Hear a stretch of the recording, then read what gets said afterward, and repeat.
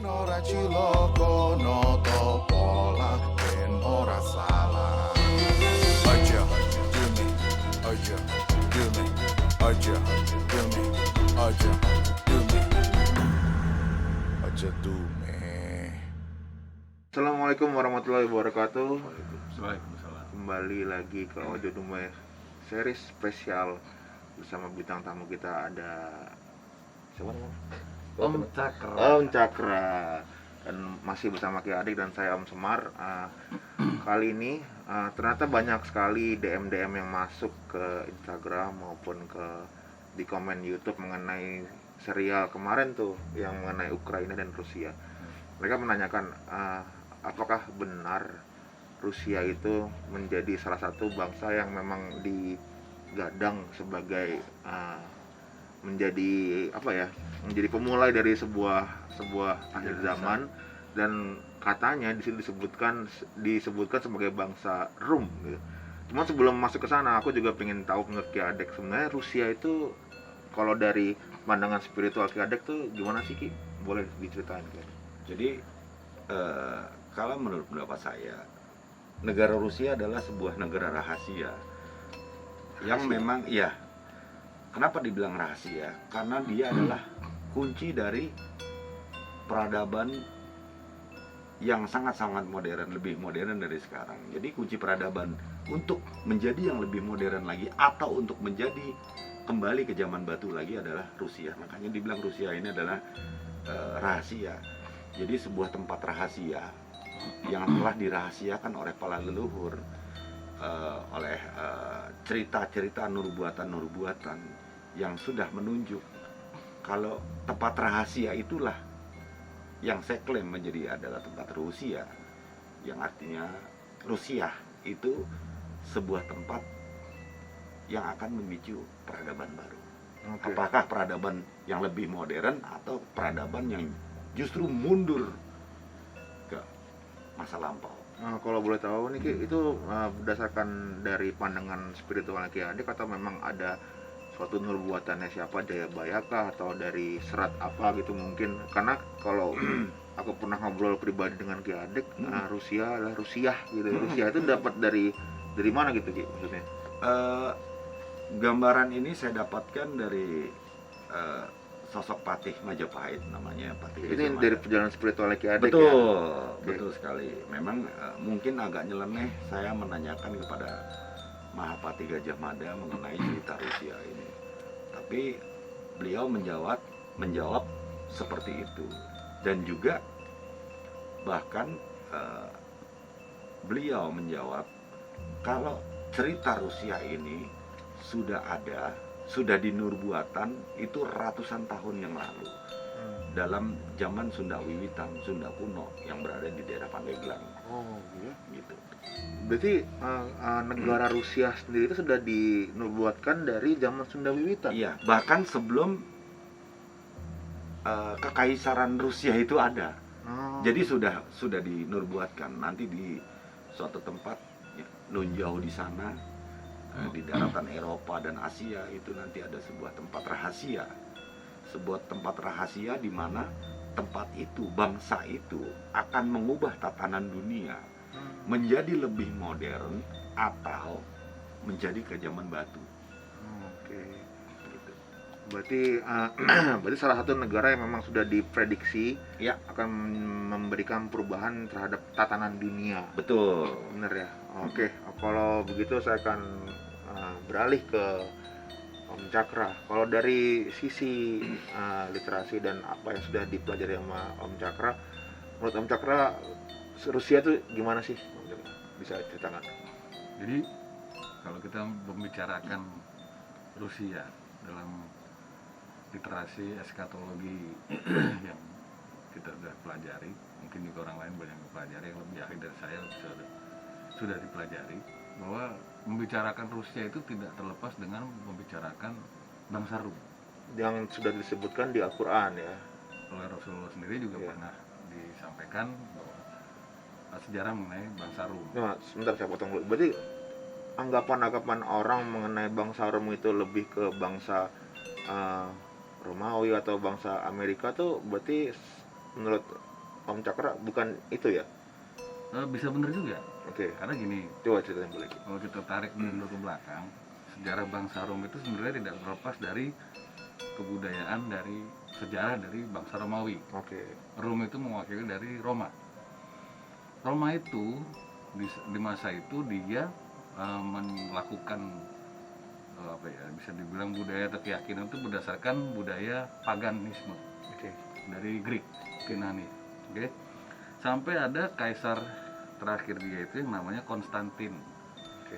Dia memeluk agama Kristen dan dia pindah ke Bizantium yang sekarang dikenal dengan Turki. Oke. Begitu dia pindah ke Bizantium, maka di sana berkembang biaklah Kristen. Kristen kuno gitu. Begitu dia Bizantium, di tokoh Islam ada yang namanya Muhammad Al-Fatih. Oh, yang seperti sudah ketemu ya. Yes. Oke, Yang di somehow perjalanan Ragosukmo ya. Itu keren banget tuh. Om Cakra, Usia ya. 21 tahun, bro. Itu nih, Al-Fatih itu ya. Al-Fatih 21 tahun. Waktu itu dia menundukkan Konstantinopel. Makanya namanya Konstantinopel. Oke. Karena itu diambil dari Konstantin tadi ya. Kaisar Konstantin Oke. tadi. Begitu dia kalah, Konstantin dan Kristen-Kristen tersebut pindah ke Rusia. Bergeser ke sebelah timur berarti ya? Ke utara. Oh, ke utara. Ke utara. Bergeser ke utara. Jebret. Jadilah di sana Kristennya Kristen Ortodoks. Oke. Oke, jadi kalau misalnya pertanyaannya adalah apakah ini yang dimaksud sama Rasulullah bahwa bangsa Rom yang akan Membantu.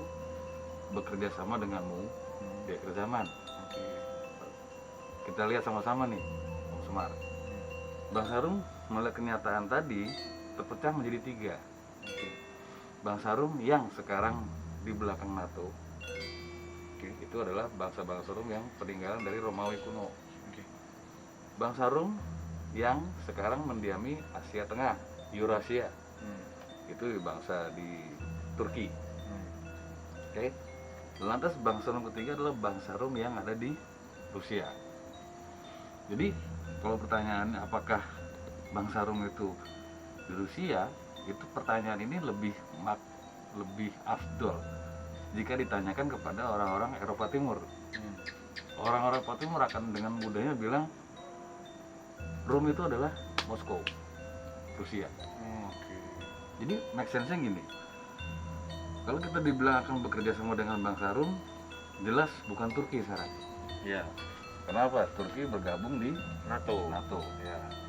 Mungkin Turki punya nuklir silo yang itu afiliasinya ke Amerika. Oke. Jelas bukan NATO. Karena Bukan Turki, bukan Turki. bukan Turki dan bukan NATO yang di Amerika, Inggris, Ya, ya. Prancis, Jerman. Jelas bukan itu. Bukan Rom yang itu ya. Ya, Oke. karena disebutkan lagi nubuahnya Rasulullah adalah akan bergabung di bawah 80 panji untuk melawan kaum muslim. Di mana kaum muslim nanti akan terpecah menjadi 3 bagian. 3 orang lari tunggang langgang.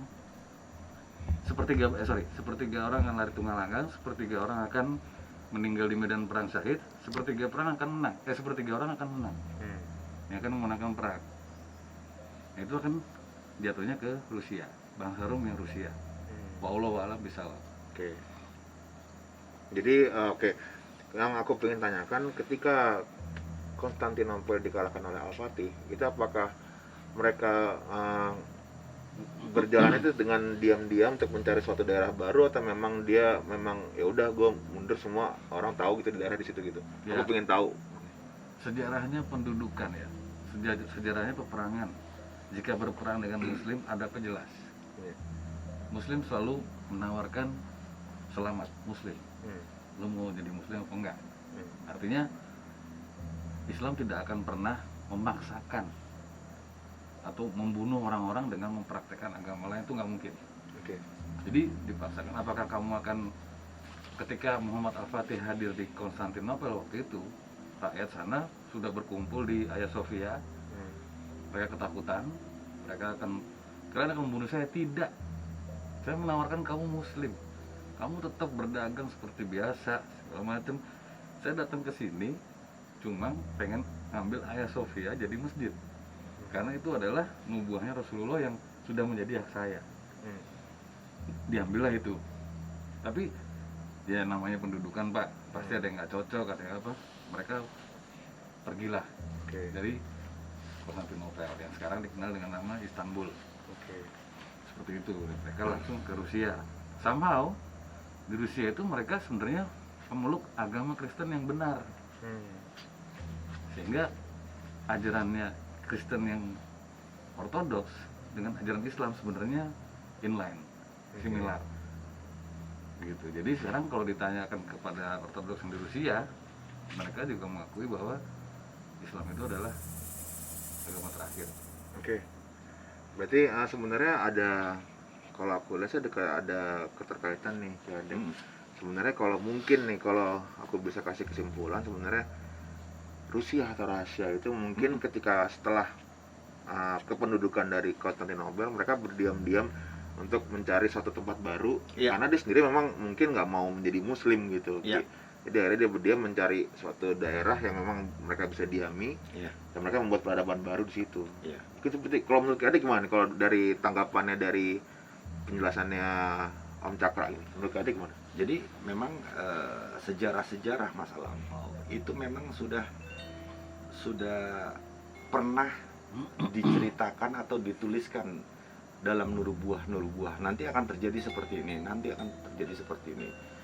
Dan benar adanya, semua berjalan sesuai dengan apa yang sudah dinubuatkan. Sampai bangsa Rahasia ini sudah dinubuatkan untuk nanti beberapa ratus tahun kemudian. Yang menjadi pertanyaannya untuk saat ini, apakah bangsa Rahasia yang disebut Rusia dalam Sunda Wiwitan, apakah memang benar-benar Rusia? Gitu. Tapi kalau dari tulisan nama itu sangat-sangat jelas antara Rusia dan Rusia, gitu loh. Jadi bangsa Rahasia inilah yang menurut Patih Gajah Mada itu adalah bangsa Rusia yang sekarang. Tapi pada sejarahnya, boleh saya Silakan, ini bebas. Pada sejarahnya memang Rusia itu tidak serta-merta seperti sekarang gitu loh. Mereka pada perjalanannya sendiri memang mereka berganti-ganti kepemimpinan, itu dari mulai eranya Tsar gitu kan sampai era presidensial gitu. Jadi memang kalau dilihat-lihat pada perjalanannya mereka tetap berpegang pada satu core, yaitu Kristen Ortodoks, Kristen yang benar. Tapi pemerintahannya sendiri yang masing-masing karakter.